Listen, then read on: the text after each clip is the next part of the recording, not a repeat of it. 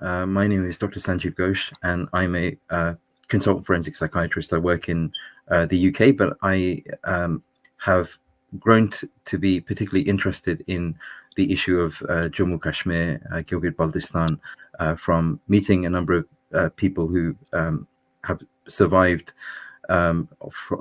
from persecution from the other side of the border, and also are in the Indian side of the line of control. So it's sort of piqued my interest in it. I'm delighted to be joined by Ambassador Mr. Srivastava. Thank the Jammu Kashmir Study Centre for giving me the opportunity to have this interview with my esteemed colleague. We've just had the Kargil Divas celebrated, and it was amazing to see the celebrations in the Kashmir valleys as well at Lal Chowk and the flags. And we now have Independence Day coming up. So what could be a more opportune time to look at this topic and Ambassador Srivastava's book. Ambassador Srivastava, if I could ask you to introduce yourself, a little bit about your background, and just take us into the book that you've written and how you got inspired to write it. Thank you, Dr. Ghosh, for giving me this opportunity. I'm an Arabist by training.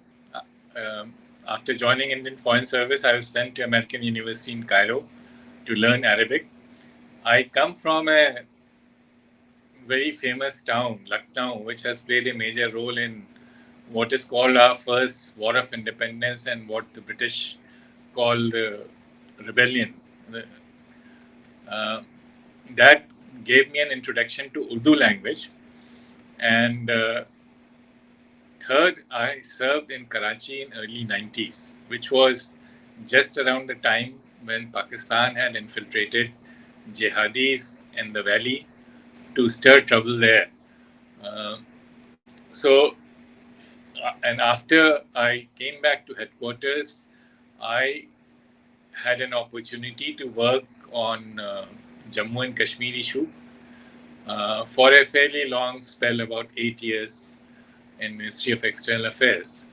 I realized then that while a lot has been written about the Indian side, there's very little known about the Pakistani side of the line of control. And my book tries to rectify this. I have relied mostly on Pakistani and UN and international sources, and I have used Pakistan as the plane of reference to understand the contemporary POK, because if Kashmiri Muslim in POK or Gilgit-Baltistan is treated worse than Muslims of Pakistan, then Pakistan has no justification. And this is what my book brings out. Thank you. And may I ask, would you be able to elaborate a bit about the Pakistan and Pakistan-occupied Jammu Kashmir and UN sources that you've used? I have used extensively, to begin with, the Pakistani sources, and these are the main actors in the drama. Let me mention some to introduce them to your viewers. Akbar Khan, he was a colonel at the time of the invasion, who led the so-called tribal invasion. It was actually, invasion was organized, supported, and led by Pakistan Army. They called it tribal invasion basically for maintaining deniability. The man who led it was Akbar Khan. The second source, he's written his memoirs, Raiders in Kashmir. I have quoted from that. A second very important source is Yusuf Sarraf, who was a senior Muslim conference leader, opted for Pakistan, and later became Chief Justice of POK Supreme Judicial Council. So these are, from Pakistani point of view, unimpeachable sources. And they are the ones who have, told us through their writings what actually happened in that part of the territory, which very few people know. A third source is again a very famous figure in Pakistan, Qudratuddin Shahab. He was an ICS officer, and he served three presidents of Pakistan uh, as the head of their secretariat for a period of 11 years. This from 60s to mid 60s. Uh, so he had an insider's view. Then I have used also the judgment, Pakistani and POK official documents. This includes the POK Constitution, 13th Amendment to POK Constitution, Gilgit-Baltistan orders of 2009 and 2018, and last but not the least, the judgments of POK High Court and Pakistan Supreme Court of 1999 and 2019, uh, 2 decades apart. But what they show is so the Supreme, and of course, as I mentioned, I have also covered the judgments of POK High Court of 1993 and Pakistan Supreme Court of 1999 and 2019. Now, these last two judgments of Pakistan Supreme Court, which relate to northern areas of Gilgit-Baltistan, they show that Pakistani judiciary has extended its jurisdiction into a territory which Pakistan officially claims is not part of Pakistan. This is a major contradiction.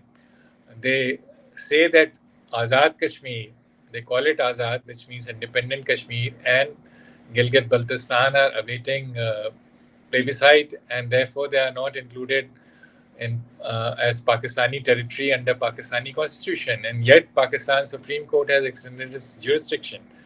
So these these are some very interesting contradictions which of Pakistani position, which tells you about that the reality on the ground are very different from what Pakistan claims in official statements. Thank you. And as part of that, it has, I believe, on the Pakistan did a census in 2017, and I think they included Pakistan occupied Jammu Kashmir, Gilgit and Baltistan, and found about 5.8 million, I think, as the population, which seemed to be a significantly more than would be expected for this population, quite a few times more. And Gilgit-Baltistan in particular, which used to be sparsely populated, appears to have a significantly higher population within that. Is this related to that judgment in any way, in terms of settlements, for example, or what some people might call settler colonialism? No. There's no link between the two, but the population figures that Pakistan claims, there's no independent corroboration. And within Pakistan, there's a lot of questioning because in the POK assembly, they have 53 seats, which includes 33 elected seats and 20 non-elected seats. Of those 20, there are 12 which are called refugee seats, which are distributed all over Pakistan. So this is a very strange, situation where Karachi, MQM, a Karachi-based party, returned 2 members to POK assembly. Now, none of this could have anything to do with the census figures, or conversely, whatever the census results, it has not changed the artificial constitutional setup which Pakistan has created, which it controls. Thank you. And are there any other findings that particularly surprised you or struck you in the book at all? as part of the research and work that you did on the book, were there anything that any other findings that particularly struck you? There are 3 or 4 things which I think for the first time my book has brought out. Pakistan claims, and the POK or the Azad Kashmir leaders claim, that their declaration of independence was made on 24th October 1947. My book, on the basis of extensive research and writings of Pakistani authors, has brought out that the date was actually 27th October.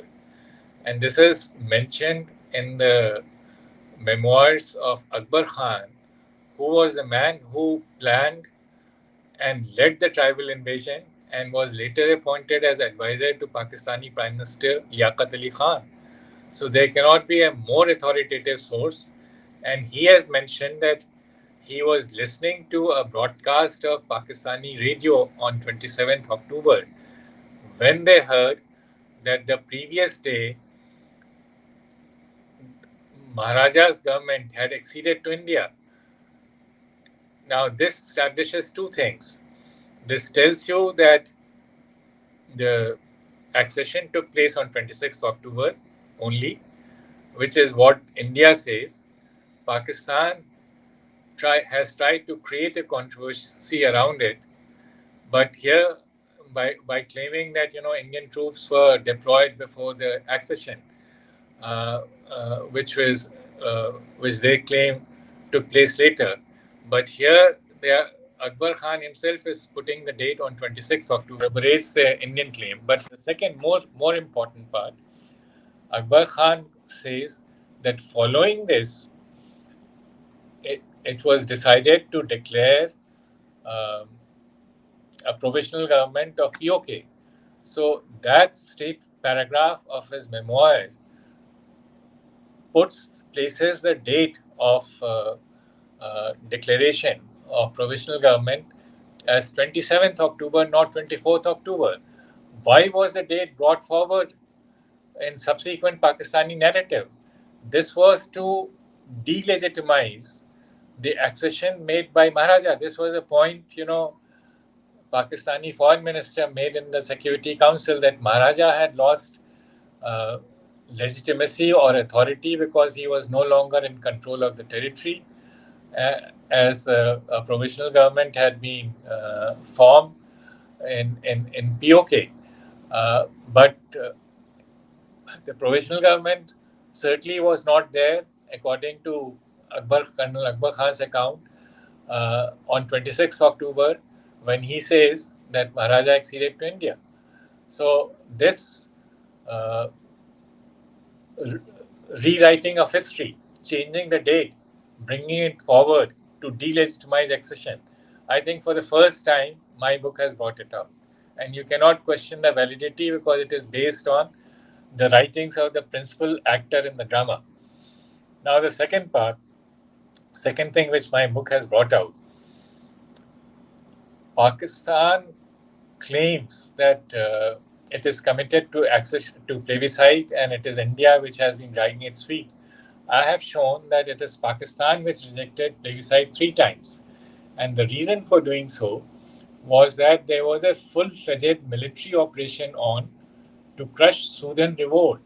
This lasted from 1949. It was triggered by dismissal of Sardar Ibrahim Khan, the first president of POK, by Pakistan government in April 1949. And this led to a revolt by his tribesmen, which soon spread to different parts of POK. To crush it, they first brought in Punjab Constabulary, and this was followed by deployment of Pakistan Army. Now, in 1955, Muslim Conference, which was the main political force in that part of the territory and which opted for India, which opted for Pakistan, they gave a memorandum to Pakistan Constituent Assembly, in which they said there was mass arrest, detention, en masse rape of women, unnatural treatment with young boys given by Punjab police and members of the Pakistani army, and most importantly, use of heavy caliber weapons, howitzers, against civilian population. And this led to a situation where 3,000 people from POK, who were all Muslim Kashmiris, they crossed over to the Indian side of the border.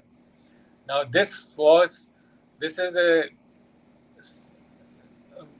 startling confession by the main political force of how bad this situation in the territory was. And this is a reason why Pakistan, despite its claim for supporting plebiscite, actually wriggled out of the commitment every time a specific proposal was made. Third, I have also touched on some of the aspects of debate on Shimla Agreement in Pakistan National Assembly, and this is based on the records of Pakistani Parliament debates, which I accessed in US Library of Congress. And there, in the course of debate on 14 July 1972, Zulfikar Ali Bhutto, a man who knew UN diplomacy very well, he admitted to Pakistani Parliament that UN resolutions did not support Pakistan's case in Kashmir. Now, this is contrary to whatever claim Pakistan made subsequently and continues to do so. And this is very important to and this was not a one-off statement. He repeated it 15 days later in Karachi.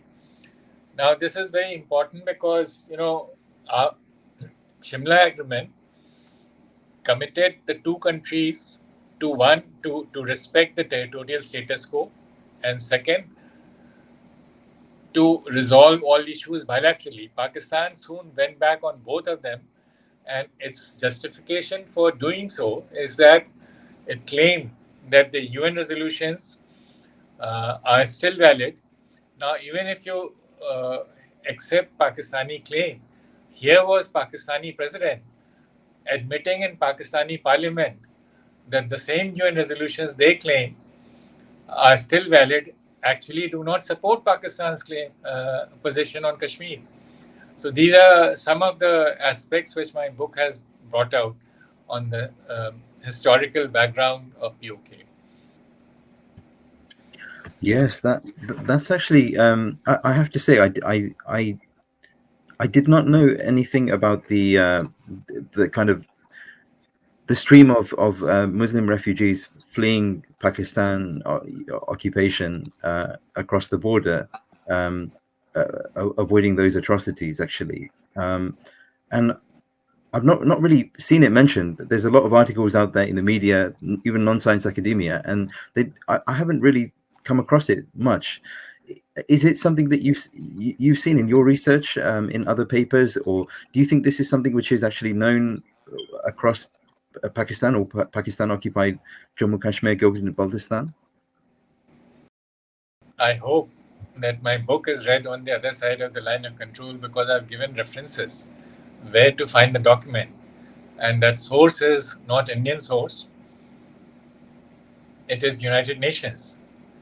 So this memorandum of Muslim conference, which they submitted to Pakistan Constituent Assembly in 1955, in which they said that terrorized by the situation, 3,000 people from POK crossed over to the Indian side, was circulated as a UN document in the Security Council in 1957. It was introduced, brought to the attention of the Security Council by Krishna Menon, who was Indian Foreign Minister. But it was accepted as a UN document and circulated as a UN document. Now, UN documents are public documents, should be public documents.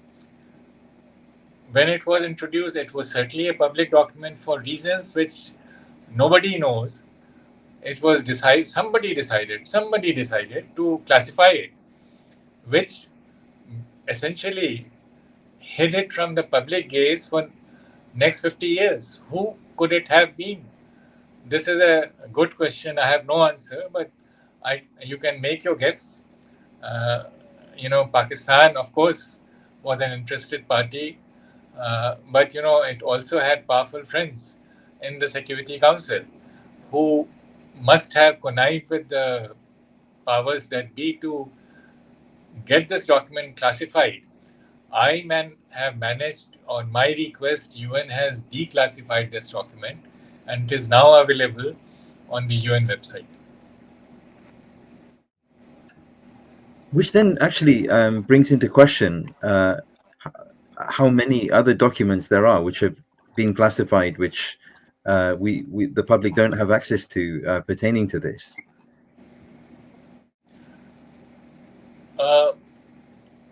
I can't really answer that because, as I said, there has been a very long gap, about 7 decades. And I must confess that I was in service and I was a nodal officer for dealing with Kashmir in UN fora for 8 years. Even I did not know this. So you can understand the difficulty, but there's a bigger issue here. And that is that Pakistani government documents, POK constitution, amendments to POK constitution, Gilgit-Baltistan order, these are all official documents. But access is very limited. They are available in Pakistan, but the access is still limited. And interest is also limited. So it's also it's a reflection on many people of my tribe, diplomats and intelligentsia who have been a bit lazy about looking into these documents which are available in public domain, though not very well known. Well, actually, I think we're all very grateful that you have actually made this your quest to actually bring this out. You've taken on this piece of work yourself. When we read again media articles or non-science academia, it tends to focus around kind of the things like Article 370, all of this kind of the legalities involving the Indian side of the line of control. But I have not really seen any literature on the other side of the line of control, and especially on the issues that you've just raised, which legally, as you've said, they completely destroy everything to do with the UN resolutions, plebiscite. All of those arguments are completely trashed. You've given a systematic analysis of that in your book, which I'm sure will be used as a manual, or as a very useful manual to actually go through all of these. But have you got any thoughts as to why this information is just not it doesn't seem to be widely circulated? I mean, let alone in Pakistani media, but also even on kind of mainstream international media or non kind of humanities academia, or even in India, I would say. It seems like you're kind of bringing these out now through this book, and it needs to be known much more widely. Have you got any views on this? Perhaps from your role as an ambassador. Perhaps my tribe and many members of intelligentsia have been lazy. But let me answer the substantive question that you asked, that about Article 370 and why nothing is known about what happened on the Pakistani side. In case of Pakistan or POK, the first elections in POK were organized on the basis of universal franchise only in 1970. Before that, there were elections in, I think, 64, but they were based on what is called the basic democrat system. This was an extremely limited franchise, which probably did not even cover 1% of the population. This was done in Pakistan, but before that, this idea was tested by Ayub in POK. Now, we can safely set aside this 64 election because that is considered dubious even by Pakistanis. This was an election, where Ayub trounced Jinnah's sister Fatima Jinnah in Pakistan, and in the parallel elections in POK, you will be surprised to know that Chaudhry Ghulam Abbas, the founder chairman of Muslim Conference, who opted for Pakistan, he was disqualified for taking part even in this kangaroo elections. Now, the first time universal franchise was introduced in POK and in Pakistan was 1970. The results were very short-lived because a year later the war took place, and there were three developments. After post-war, Pakistan got a new constitution 1973. A year later, POK got its constitution, and in 1975, elections under the new constitution took place. Now, let me start our journey with the POK interim constitution, which was introduced and adopted in 1974. If you read the preamble, it says that this constitution bill has been authorized to be introduced in this assembly by Pakistan. Now, this arrogant assertion very clearly tells you where the locus of power was. That this was not a constitution which came from within, from the people of Kashmir. It was authorized to be introduced in POK assembly by Pakistan. There's a research work done by a Pakistani research scholar, Javed Hayat.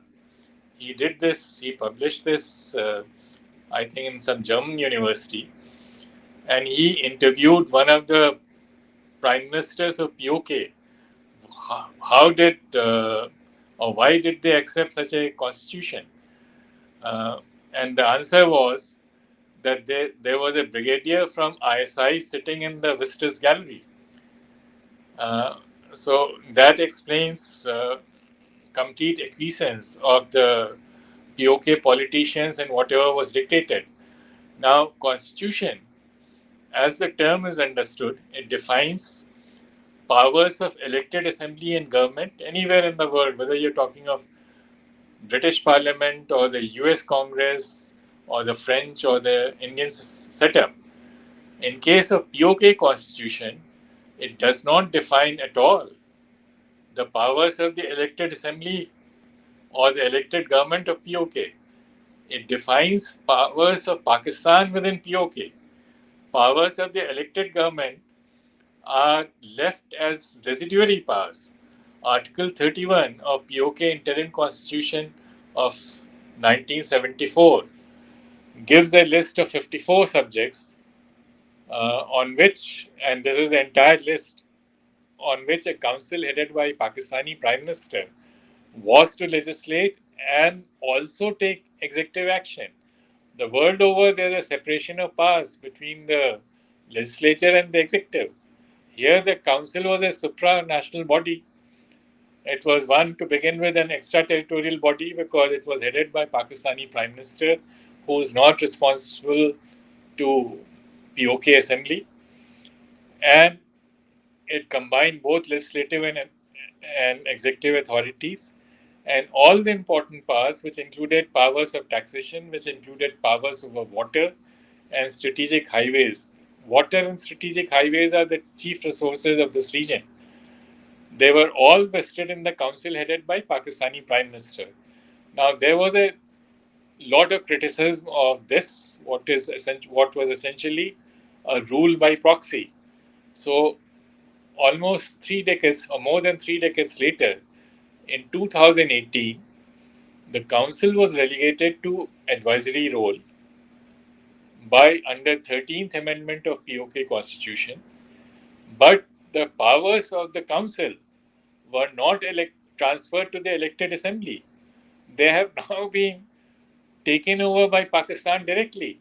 So Pakistan today exercises direct legislative and executive powers over 32 subjects within POK, which under Pakistani constitution is not even part of its territory. It's like the old colonial system. India was not part of United Kingdom, but United Kingdom ruled over India. So it was like British Parliament directly legislating for India, which was what was happening, and this is exactly what is happening now in POK constitutionally.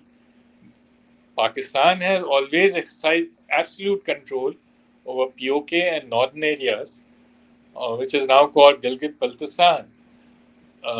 This is from day one, but now they sit within the compact of powers under POK constitution to exercise powers over the territory which constitutionally does not belong to it. And this was incidentally 1 year before Article 370 was repealed by India. On the Pakistani side, there was no such provision as Article 370 or Article 35A, which they lament.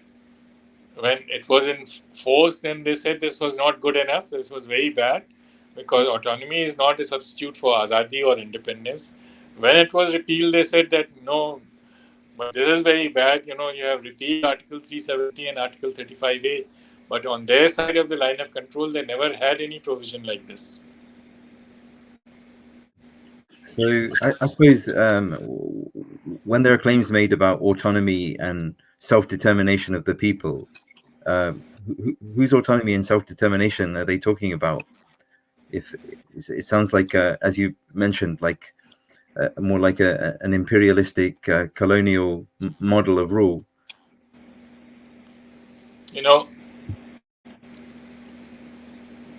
There are two things. Let me clarify.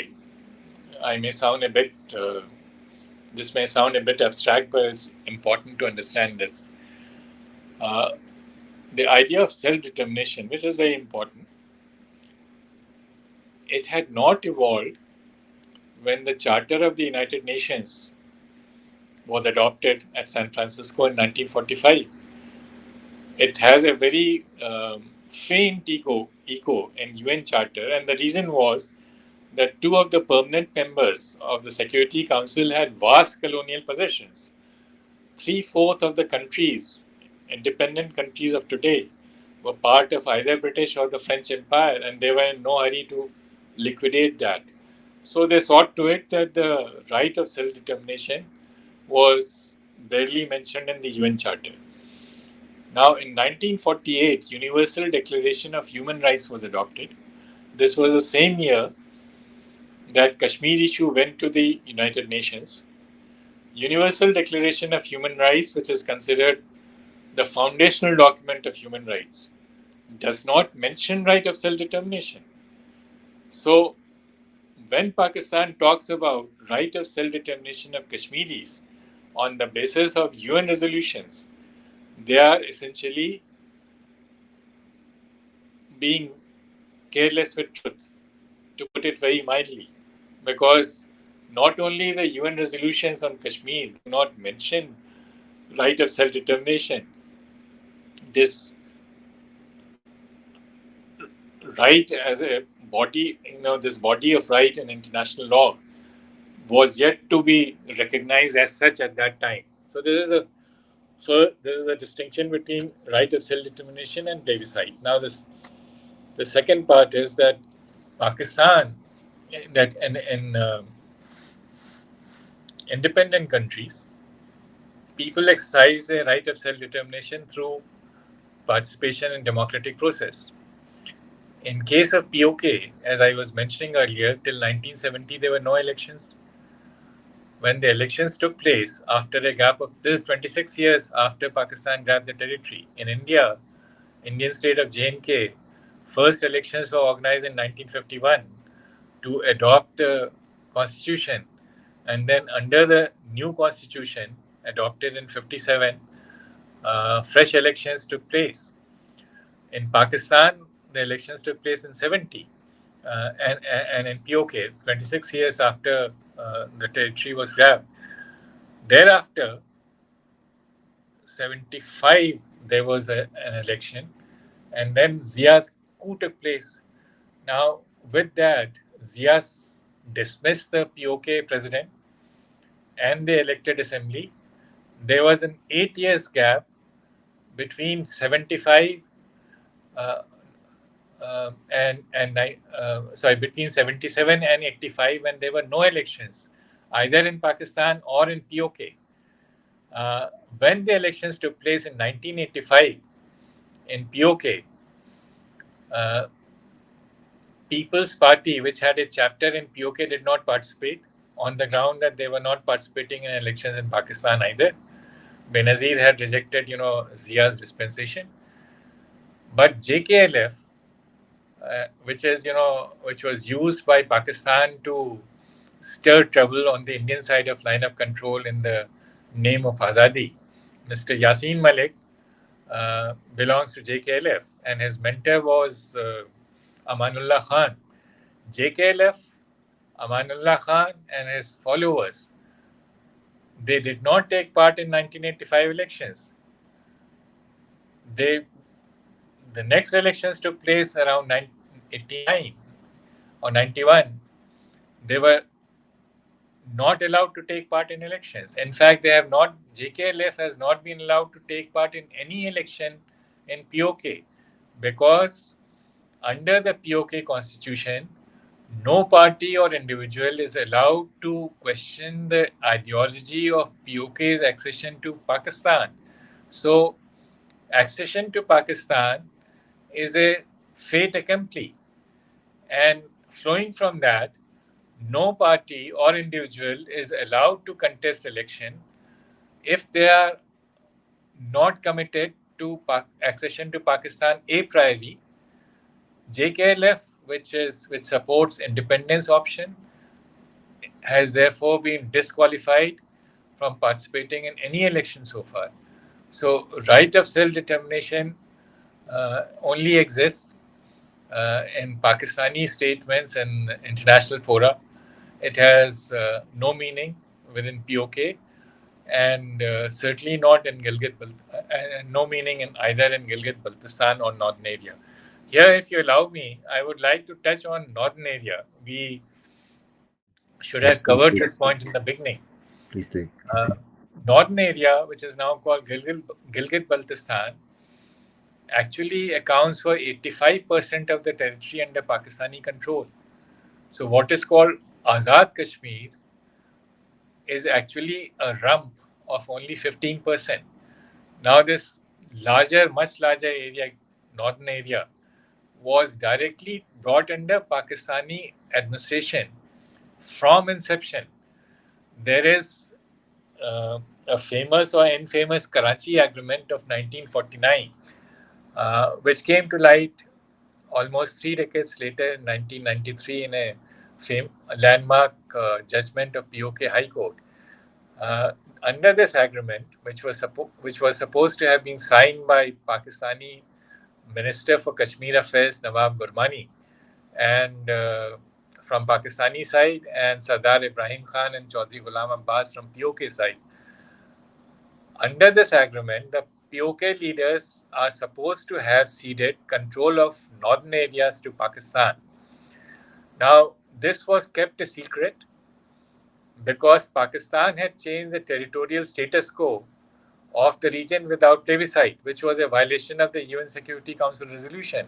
And this is exactly what the POK High Court said in its famous judgment of 1993, that Pakistan government had violated UN Security Council resolutions by separating northern areas or Gilgit-Baltistan from POK.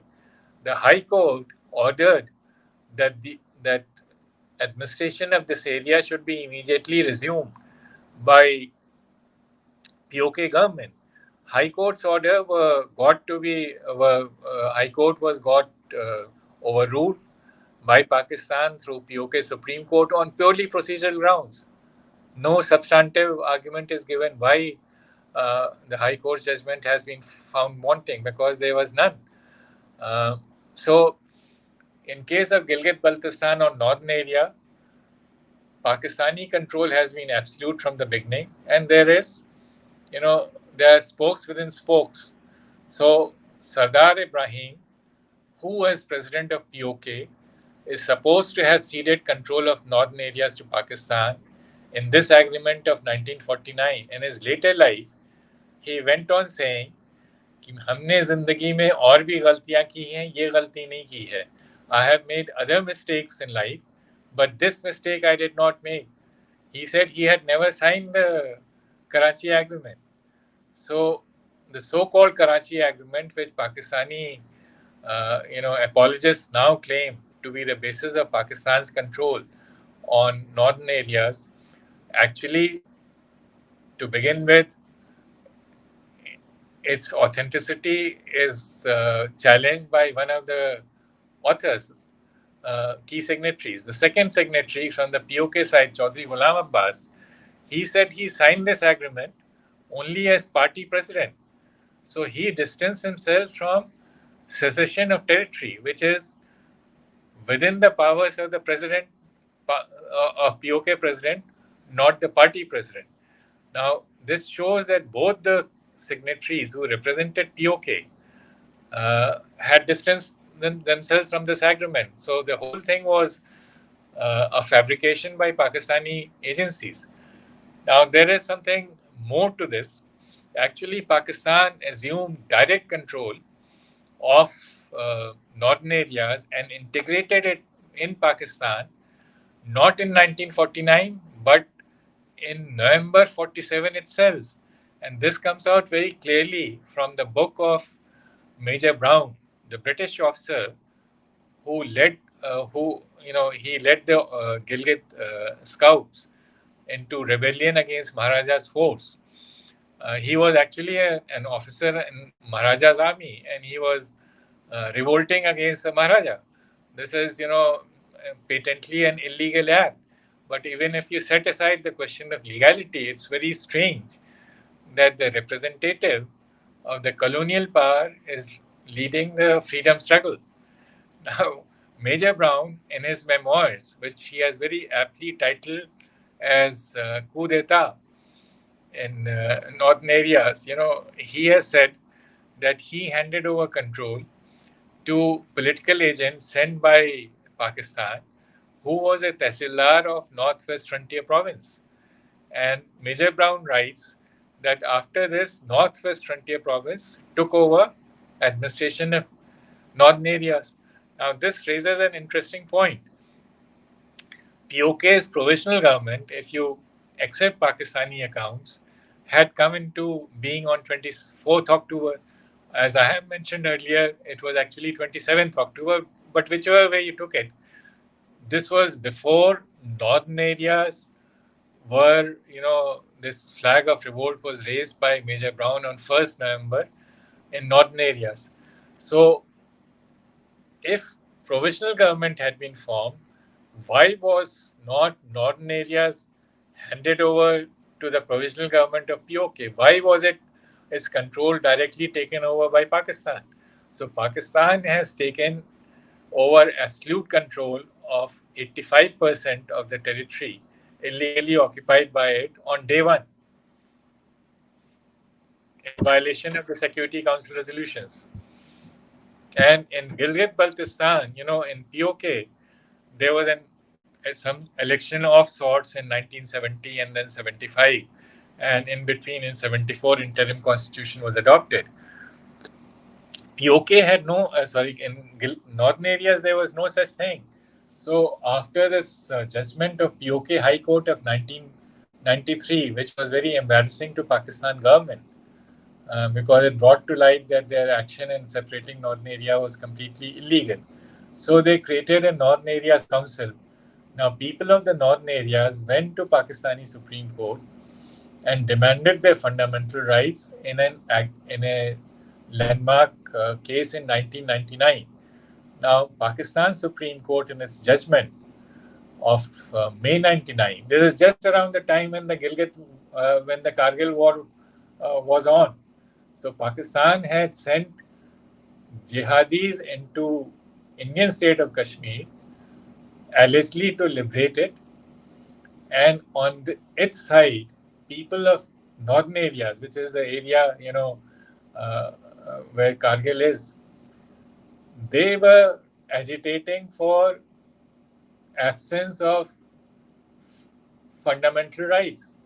Now, Pakistani Supreme Court in its judgment of May 1999 said that fundamental rights, judicially enforceable fundamental rights, should be granted to these people, which meant that they did not exist till then. It also said that they should be allowed to form a representative government within 6 months, which again means that there was no representative government in this vast area 40 years after it had been taken over by Pakistan. Now, despite this judgment of Pakistani Supreme Court in 99, it took another decade before they created an elected assembly in 2009.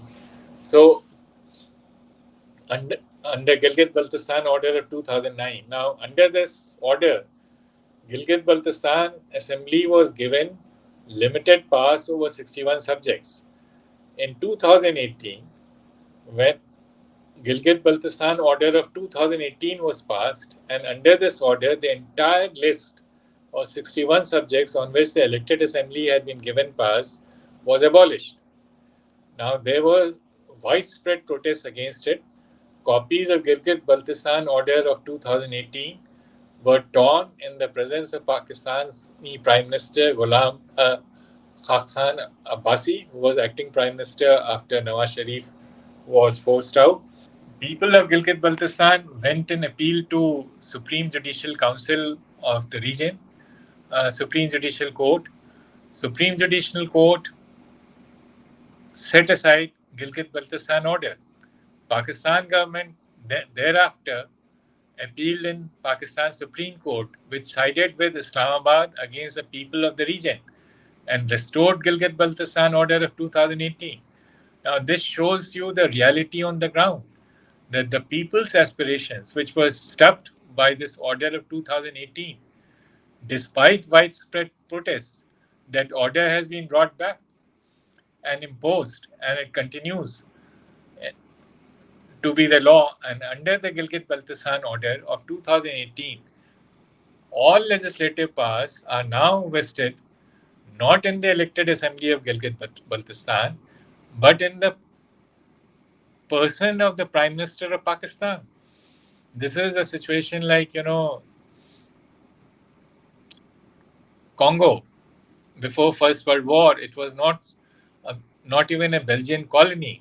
It was a personal state of King Leopold of Belgium. So Gilgit-Baltistan, now all the legislative powers are vested in Prime Minister of Pakistan. So even if there are elections periodically, they are meaningless, because elections in democracy elect a government and a parliament which has legislative and executive authority. Here, all the authority is actually vested in Prime Minister of Pakistan, who is not responsible to Gilgit-Baltistan Assembly or to the people of this region. So, right of self-determination in any form, international law or domestic law, is completely absent in the territory occupied by Pakistan. Well, thanks for that very comprehensive and detailed answer, Ambassador Srivastava. Have you noticed during the course of your research, having all of that power basically concentrated into the Prime Minister, I think you said, of Pakistan? Yes. Is that right? Yes. Would you say that it's been used kind of responsibly? So, because I suppose that would be okay if the Prime Minister has made sure that there's been economic development and distributed the resources accordingly, or is there evidence otherwise? I know it might not be the focus of your book, but just from your experience as well. No, I have based myself entirely, as I said in the beginning, on Pakistani sources. So I don't bring in my subjective preferences or experience. Naturally, as an Indian diplomat or as a former Indian ambassador, I would never be allowed. I served in Pakistan, but no Indian diplomat is ever allowed in that part. But to answer your question, there has been ruthless exploitation of the resources of POK and Gilgit-Baltistan by Pakistan. And in fact, this has very little to do with Pakistan's civilian government. It is done by Pakistani agencies and Pakistan Army. Now, to give you an example, all the taxation powers in POK as well as in Gilgit-Baltistan, except some local powers, sales tax, which is very small, they are all vested in Pakistan. Now, the second thing, chief resource of POK as well as Gilgit-Baltistan is water. Now, Mangla Dam was constructed in POK in 1967. It took 36 years before first payment was made to POK for waters of Mangla Dam in 2003. Now, when the payments began, they paid them what they call water usage charge, which is not, currently it is fixed at 15 paisa per unit. They are not paid hydropower royalty, which is paid to Pakistani provinces like Punjab or Khyber Pakhtunkhwa for hydro power projects in those provinces. The reason for discrimination between POK on one hand and Pakistani provinces on the other hand is that Pakistan claims that under Article 161 of Pakistani Constitution, hydropower royalty can only be paid to Pakistani provinces. Under Pakistani Constitution, POK and Gilgit-Baltistan are not part of Pakistan, and therefore they cannot benefit from this provision of Pakistani Constitution. Now, this is a very convoluted logic. In international law, you pay for goods and services which are imported from outside your legal jurisdiction. For instance, if UK buys, French cheese or, some spare parts for or aircraft from Boeing, it pays for it. Neither France nor US are part of British legal jurisdiction. So the argument that POK and Gilgit-Baltistan are not part of Pakistan and therefore cannot be paid hydropower royalty is completely untenable. Now, the separate status of POK did not stand in the way of exploiting its natural resources. It is invoked only when it comes to making payment for those resources. Now, the third point is that Pakistan's constitution, Article 161 is part of Pakistani constitution. This came into being in 1973. Mangla Dam was constructed in 67. So there was enough time to reflect correct provision in Pakistani constitution, which came into being subsequently after Mangla Dam was constructed. It was not done, and this mistake has not been rectified. So the only conclusion we are left with is that this is not an inadvertent omission. This is a deliberate policy of Pakistan government to deny a fair remuneration for its chief natural resource, which is water, to POK. Now, what is the difference between water usage charge paid to POK and hydropower royalty paid to Pakistani province? It's a difference of 1:7, while POK is paid 15 paisa per unit as water usage charge. Punjab and Khyber Pakhtunkhwa are paid 1 rupee 10 paisa as hydropower royalty, 7 times more. So it's not simply a question of nomenclature. I have just explained to you the legality or the constitutional provisions. But the substantive part is that for the same molecule of water, people of POK are paid 1/7 what the people of Pakistan are paid. Now, this problem is going to be replicated on a much larger scale in case of Gilgit-Baltistan. Baltistan or northern area, the reason why it was separated from POK at the beginning, this is the most strategically important part of the territory. It touches Afghanistan, it touches China. And without northern area, Pakistan's illegal occupation of northern area, there would have been no CPEC. China-Pakistan Economic Corridor or CPEC enters Pakistan through northern area. Also, northern area has more water than POK because of the 6 rivers in the region. Indus is the largest, and Indus enters Pakistan through northern area. Now, Pakistan is planning to exploit the hydropower resources of this region.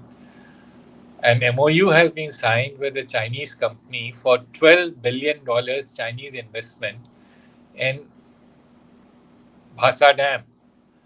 Now, the people of the region are very apprehensive because a dam of this magnitude will lead to large-scale uprooting of the people. This will disturb the ecological balance. This will also disturb the ethnic balance. Gilgit-Baltistan or northern areas are the only part of Pakistan where Shias have a majority. They are the single largest group. So the construction activity, it is feared, will bring in people from outside the region, as it has happened in the past, to change the demographic composition. I see. And so then there's two follow-up questions with that then. I suppose from the Pakistani perspective, they might say that, is India doing this? I don't know. Like, is India doing the same thing? Is it comparable in terms of the economic input and output with, in the Indian state of Jammu and Kashmir?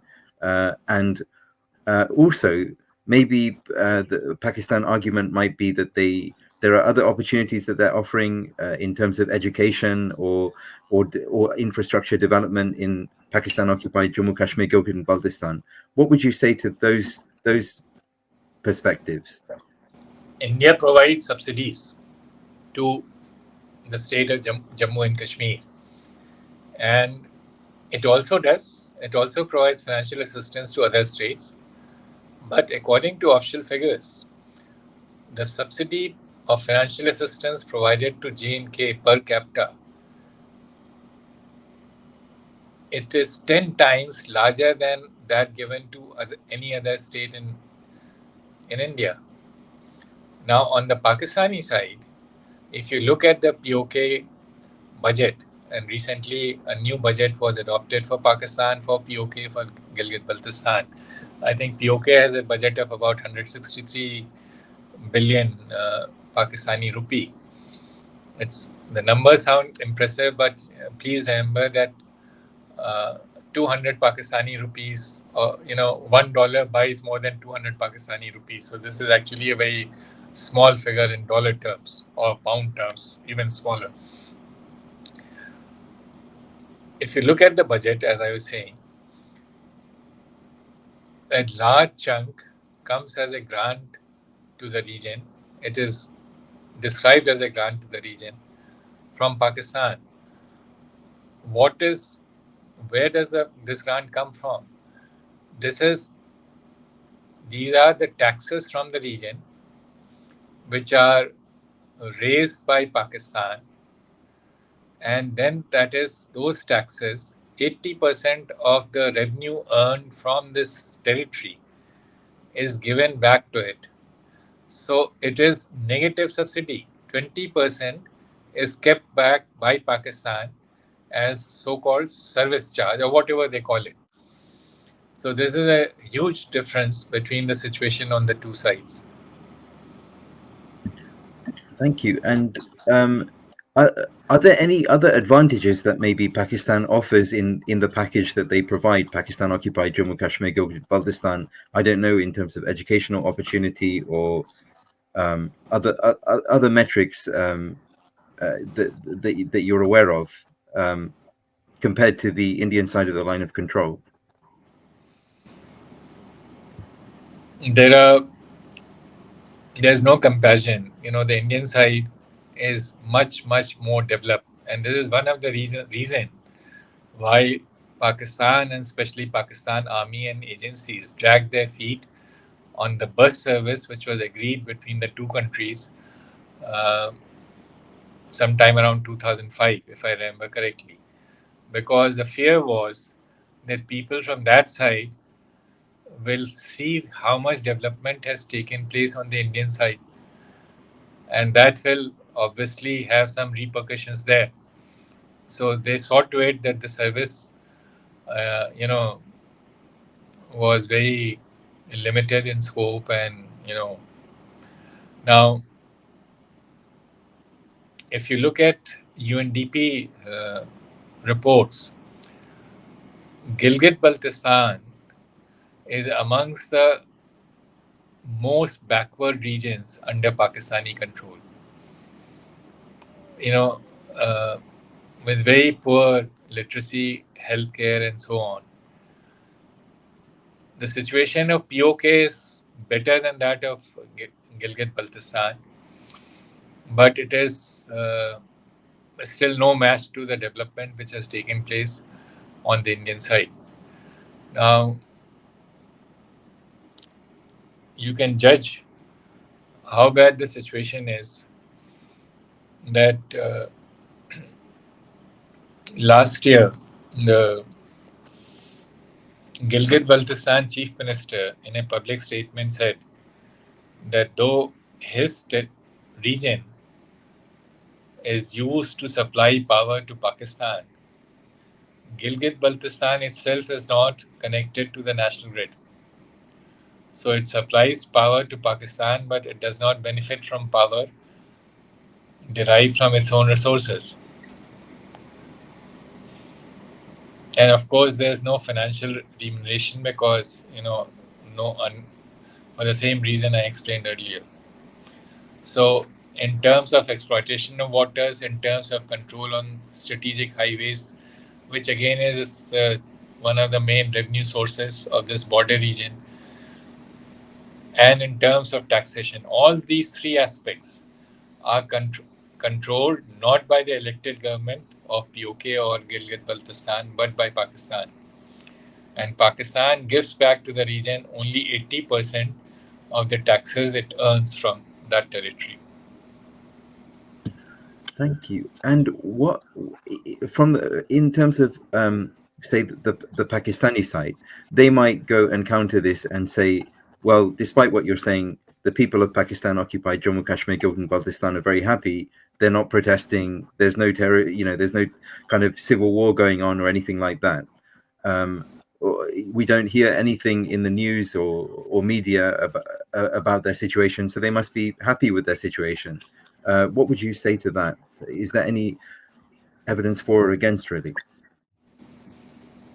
There's a very interesting report brought out by Human Rights Watch, a New York-based outfit. They visited this territory after the earthquake of 2005, and they have interviewed a number of people and come out with a report called "With Friends Like These." This was, a comment about the situation of people of the region. One of the chief figures they interviewed was none other than Amanullah Khan, the leader of JKLF, to which Mr. Yasin Malik belongs. And Amanullah Khan, with tears in his eyes, told the interviewers how his followers were brutally suppressed, not allowed to take part in the previous election or this election. He said that for a brief while, a window has been opened because Pakistan needed humanitarian assistance for the region which had suffered an earthquake. But Amanullah Khan, he is no more. He said that soon this window will be closed, and what will happen to us? So this is, something which is available. This report of Human Rights Watch, with friends like these, and this is a third-party account of what is actually happening. and the territory under Pakistani control. Thank you. And when you look at when you compare the Indian side of the line of control, and then you look at the Pakistan-occupied Jammu Kashmir, Gilgit-Baltistan demographics, and you will find that there was a substantial population of non-Muslims in terms of numbers and percentages. We're talking about hundreds of thousands, and then and in terms of percentages, like Mirpur, for example, the whole district, Mirpur, Bimba Kotli, it was the most populous area. It had Hindu majority, 10% Sikhs, lots of non-Muslims. It was a very plural society in Pakistan-occupied Kashmir, and it would be today, I would imagine, if it was within, under Indian governance. But that entire population, as far as I understand, has become zero. And there are a number of reasons behind it. People can look up the massacre of Mirpur and all of that, and but really, I suppose what I'm asking is, when you have an original population where the non-Muslims are such a large part, and they are effectively just selected out in Pakistan-occupied Kashmir, and you're left with the rest. It is something that would be of interest to the people of Pakistan-occupied Kashmir, because when there's such a change in population, you also lose a lot of the Aboriginal. You lose the diversity. You lose the Aboriginal, the culture for thousands of years. And is this something that they've been made aware of, and that they kind of miss something about at all, or something that we would be interested in as part of the arguments regarding Jammu Kashmir? First, the points of that. Under the last census under the British for the princely state of Jammu and Kashmir in 1941, the Muslims were in a majority, a slight majority of 51 point some percentage, but Hindus, Sikhs, and Buddhists comprised of a very substantial 49% minority, just a difference of 2 percentage points. Now, on the Indian side of Jammu and Kashmir, the Hindus and the Sikh population and Buddhists taken together would be around 30%.